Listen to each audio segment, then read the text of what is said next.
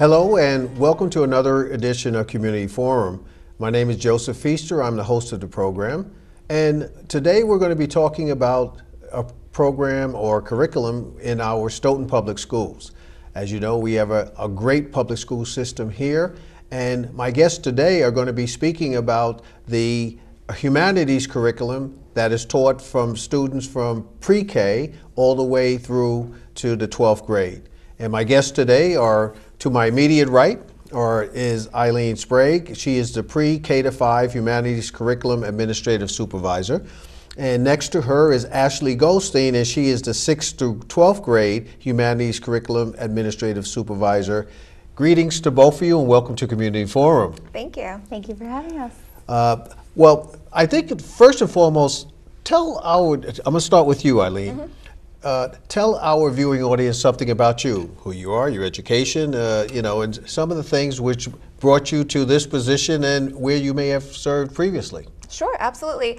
Well, my name is Eileen Sprague, as previously mentioned, and I am the Pre-K through 5 Humanities Curriculum Administrative Supervisor. And what that means is that I oversee the curriculum for our reading and writing programs in the elementary and preschool, as well as our social studies programs as well.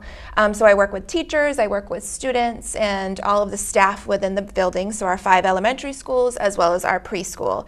And I actually was born and raised in Stoughton. I went to the South School, go Sharks, and I also obviously went to the middle school as well, and I came back from college in DC. I went to college in DC, got my master's in education, and I found my way back to Stoughton because I obviously have community ties and very passionate about giving back to the community that I grew up in. So that's how I came to be at the Stoughton Public School system.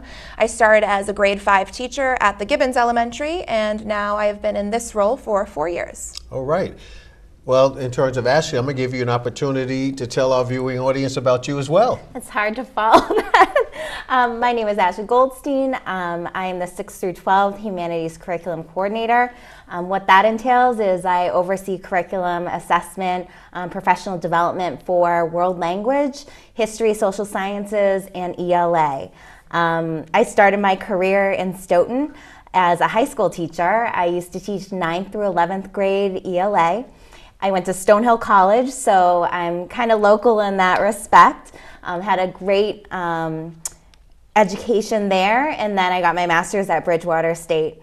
I love the humanities. I think there are a lot of opportunities within the humanities for those global interdisciplinary connections, and I'm excited to be here. Thanks for having us. Well, I'm happy to have both of you distinguished educators with me today. So let me start with you, Eileen. Let's talk about what it means to teach the humanities curriculum in the pre-K. What does that mean? Who participates and how broadly? So walk our viewing audience to a typical day or a typical semester for a student who's taking humanities in our school. Sure, absolutely. So we're actually doing some exciting work at the elementary level. We're beginning the implementation of a new structure for teaching reading and writing. It's called the workshop model. It is very popular in education, so if people are viewing at home and know of the workshop structure, then that is what we're kind of beginning to implement in Stoughton. So the structure itself for workshop, it focuses on a mini lesson, so having direct explicit instruction in a skill or strategy, and then having the students go off and apply that skill and strategy at their instructional level for reading. So the difference between kind of the two schools of thought is that when students are applying the skill and strategy at their instructional level, they're able to independently make their growth in reading or writing where they are to boost them up, instead of having them trying to access a text that they might not be able to read yet, having them really work at their level to promote growth in their reading and writing. So for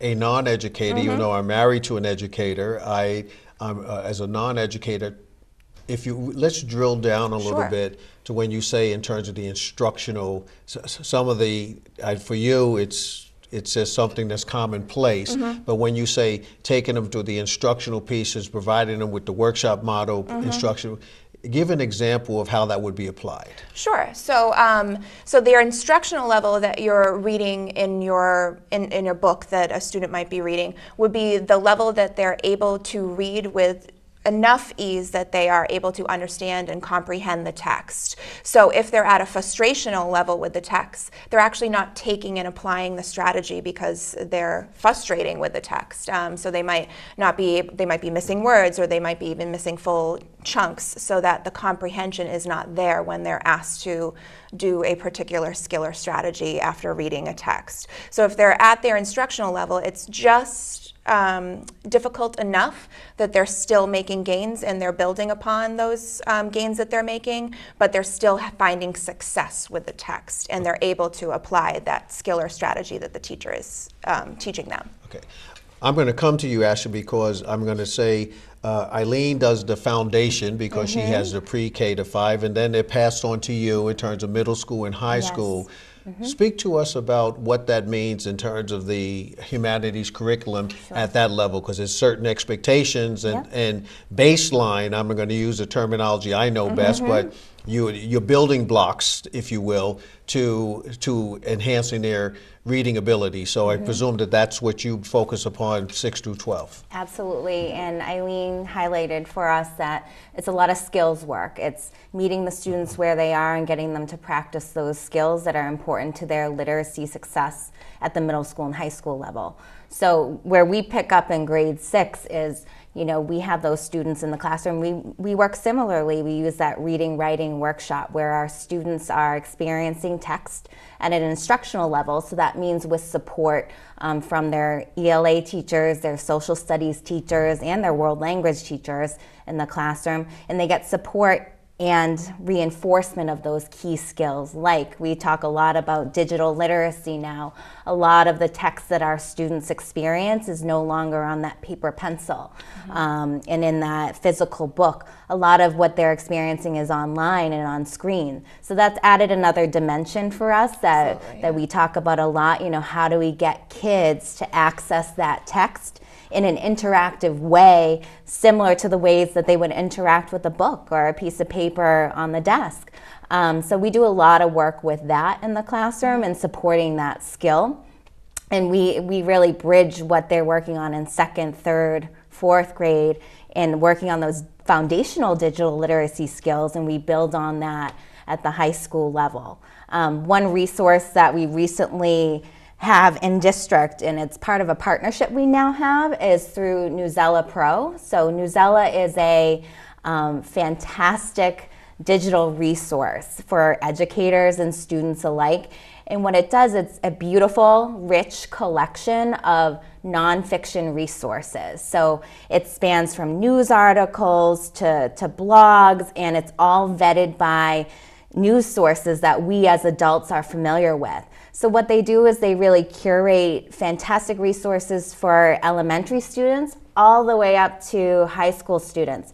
And through this platform that we now have in district, our students are able to interact with these texts that they would see if they were scrolling through their social media, and they're accessing, you know, the Boston Globe, or they're accessing, you know, the New York Times. They're able to do that in an academic way and interact with that text by using digital tools like highlighting, making annotations, using their evaluative reasoning skills to say, is that an opinion that's supported in what my learning in the classroom? Well, let me just say I'm overwhelmed just listening to Yes. the two of you right now, because I grew up with Dick, Jane, and Spot. So, so when you start using these tools here, where does that leave as far as between what you do here in school and what the child can do at home? Because it sounds like to me, both, and if you did math, I would be asking the same type of question. Where does it leave us parents to be able to work with these youngsters? Because what you're talking about is almost foreign to most adults. So how do you weave that ability in so that if the child does need help at home, how can that be accomplished? And I'll ask you first, Eileen, how could that work? Sure. So you're asking how parents would access some of the resources or Access the to be able to, tools? the child needed to help, because I know there's a school of thought that says you don't need to do homework and parents don't need to be involved, and I'm certainly not a fan of that particular one, but that is a school of thought that's there. But for parents that want to engage their child in the system, in their homework and all of that, how are they able to do that with what you've just said? I've just been overwhelmed just listening to the two of you just here. Sure. Newsela, which Ashley just talked about, the great thing about some of the resources that we're bringing into the district is they're also available at home because they are a digital resource. So students can sign into Newsela Pro at home and they can access all of the material that they're seeing in the classroom, so they can independently read an article based off of choice at home. If something's happening within the news, or if you're having a conversation at the dinner table about something that has happened today, or the wildfires in California, that was a big popular topic that their students were then choosing to read about these stories to develop that empathy and that social emotional piece, and to understand what's happening in our world in a safe environment as well. So these articles are written at 6 different levels, correct me if I'm wrong, 6 different levels, so that students can access them at a 2nd grade reading level, if that's their reading level, or they might be accessing them at a 6th grade reading level if we're talking about an upper elementary student as well. So that scaffold has actually been a powerful piece as well. So I think there's a lot happening that students want to talk about, but it's also important to have a safe way to talk about some of these things that are happening in our world that's appropriate. So I think that that's a powerful piece of the platform, that students want to know these news information. They want to gain this information and have a conversation about it, maybe with their families at home. But we can't just slap a newspaper in front of them. We want to make sure that they're able to read it as well. And Ashley, could you add to that, or as well? Sure. I think also the great part of Newsela is not only can parents access it at home, but they can create their own account as a parent and begin to see the types of resources as a parent that their students have access to when they're within our buildings or using the app at home themselves. The other big piece of Newsela is teaching our kids how to be good, strong, responsible digital citizens.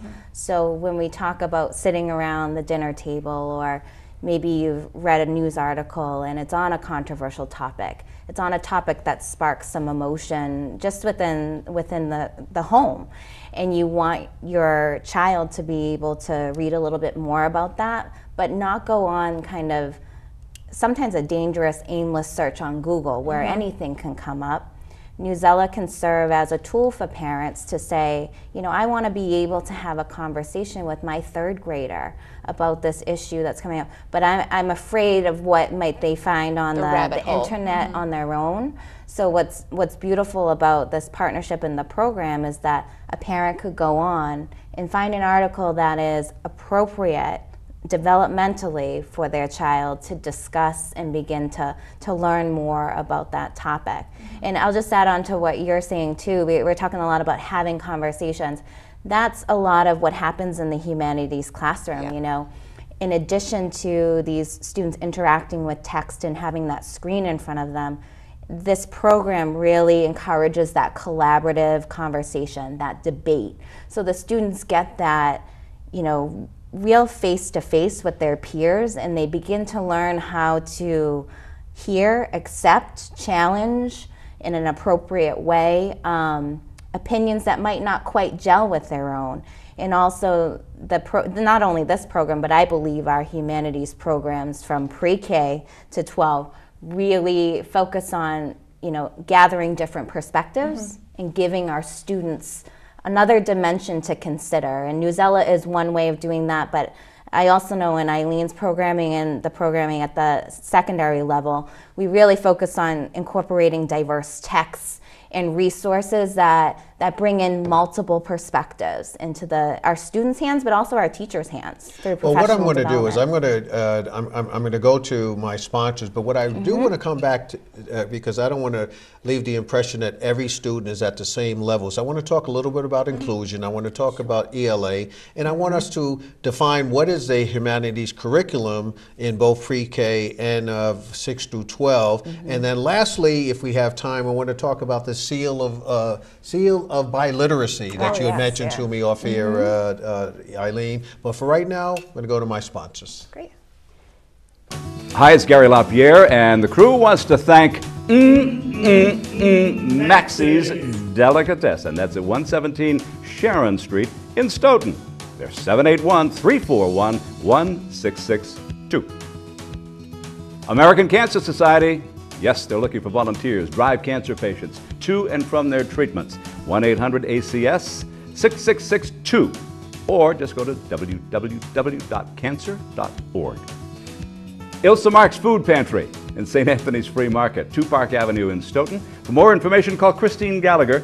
That's at 781-341-0611 or 781-341-0549. Meals on Wheels. Just ask for Jessica. You'll find her at 781-344-8882, extension 2. Stoughton Penny Saver. Our business is advertising your business, they tell us. 27 Rose Glen Street, Stoughton, 781-344-4833. Community Forum showtimes in Stoughton. It's Thursday, Friday, Saturday, and Sunday at 6 p.m., Monday at 8 p.m., Tuesday at 5 p.m., It's on Comcast Channel 9 and Verizon Channel 28. All comments and suggestions welcome. Contact us at communityforum1@yahoo.com. Samaritans, they're at 41 West Street on the 4th floor in Boston, 02111. Their phone number is 617-536-2460. 24-hour helplines for Samaritans, and the number is 877-870-HOPE. That's 877-870-4673. Samaritans, you can find them at 800-252-TEEN. That's 252-8336. Or find them online at SamaritansHope.org. My guests today, as noted here on the screen, are Eileen Sprague and Ashley Goldstein from the Stoughton Public Schools. They are the administrative supervisors for the Humanities curriculum, one from the Eileen from the pre-K to 5 and Ashley from 6th to 12th grades. You see their email addresses. You want to find out more about what they do, particularly if you are parents with students in the schools. There are their email addresses. Take note of them. Monday Light Bingo, Avatora Congregation, 1179 Central Street here in Stoughton. Doors open at 4:30 p.m. Game starts at 6:30 p.m. Come out, have fun, spend a little money, help a good cause. Get Fresh, Stoughton's own cooking program. New episodes airing now, Comcast Channel 9, Verizon Channel 28. And it airs on Monday, 5:30 p.m., Wednesday, 8 o'clock p.m., Thursdays, 9 a.m., and Fridays at 5 o'clock p.m. Begin to Dream Again, 3rd Annual Winter Coat Giveaway. Sunday, December 23rd, 2018 is the day that they would like to have you join in this great effort to help those who are less fortunate than many of us. You can come out, as I indicated, on Sunday, December 23rd, 2018. If you want more information, you can contact them at info@begintodreamagain.org or 617-818-9979. Well, if you're just joining us, my name is Joseph Feaster. I am the host of Community Forum, and my guests today are Eileen Sprague and Ashley Goldstein. They are the Humanities Curriculum Administrative Supervisor, Eileen in the pre-K to 5th grade, and Ashley, 6th to 12th grade here at the Stoughton Public Schools.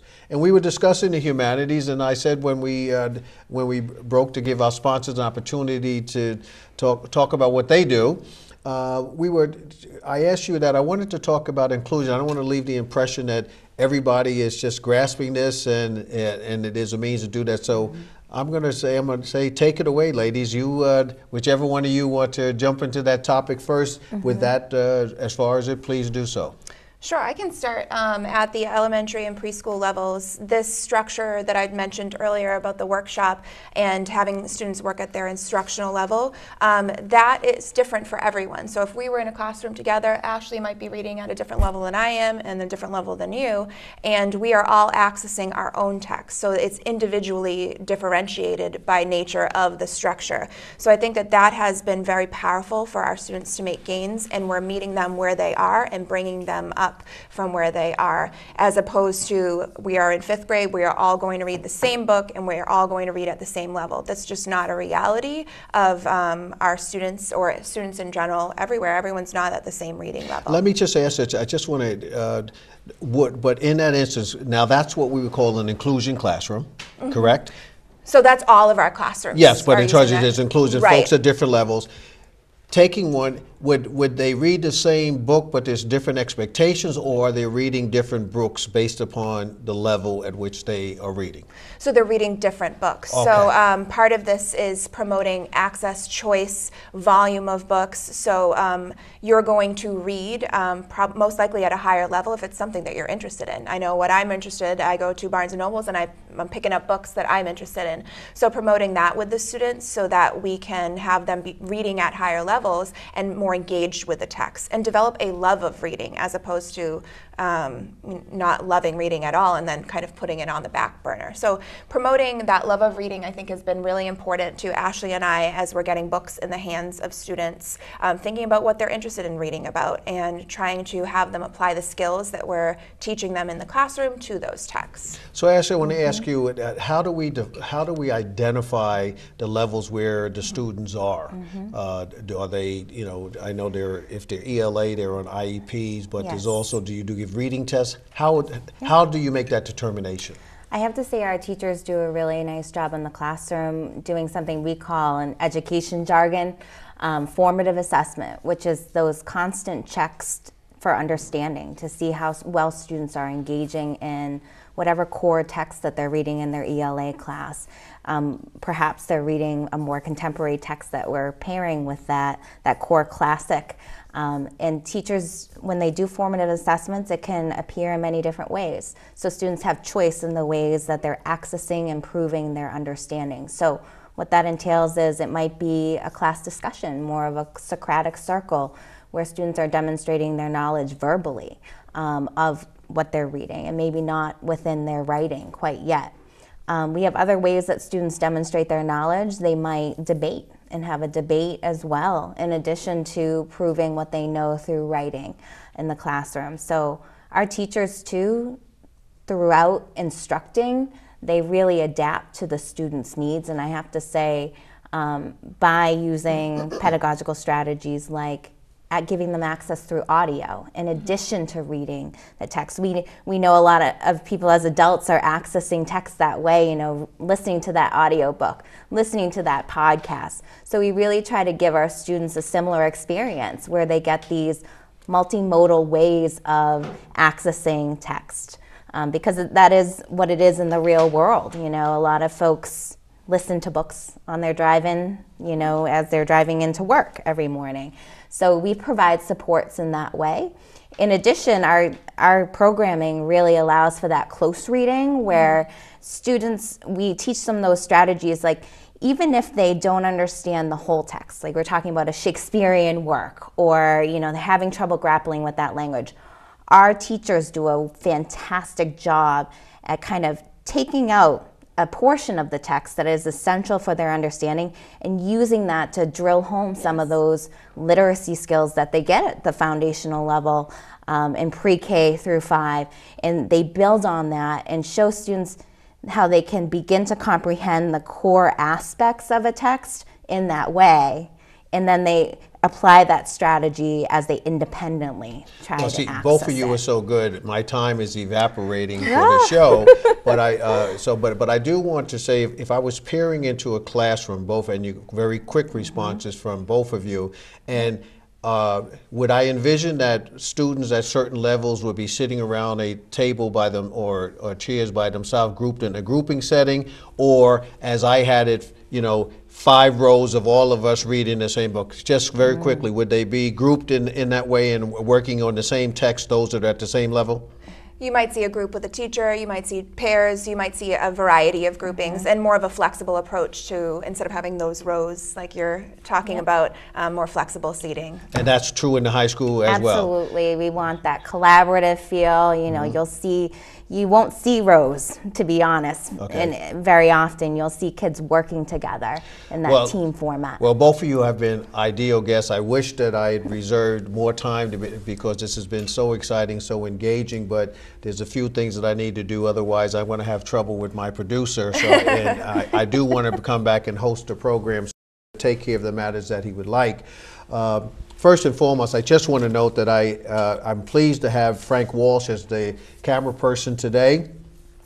He is the host of Talking Tunes here on SMAC, and also is a co-host of the program Sports Rap. So Frank, I want to thank you for being here. Frank Walsh has been extraordinary today, and the reason why he is here, because our colleague Leo McGowan is out. He is in rehab. I ask that all of us who are viewing and all of his friends here in Stoughton, please lift up their prayers for him during this holiday season and wish him a speedy recovery. I also want to thank our station manager, Michael Hammond, Jeff Pickett, our program director, Leo McGowan, who I just mentioned, is our floor director, and that's what Frank is doing for us today. Dave Young, our access coordinator. Roy Cohen, my executive producer extraordinaire. Tanisha Salmon is the assistant executive producer. CJ Mullen, the associate video producer. It takes all of us in order to make the program work. But before I go, folks, this is the holiday season, probably my last show for the year. I want to wish you Merry Christmas, Happy Hanukkah, Happy Kwanzaa, and a safe and prosperous 2019.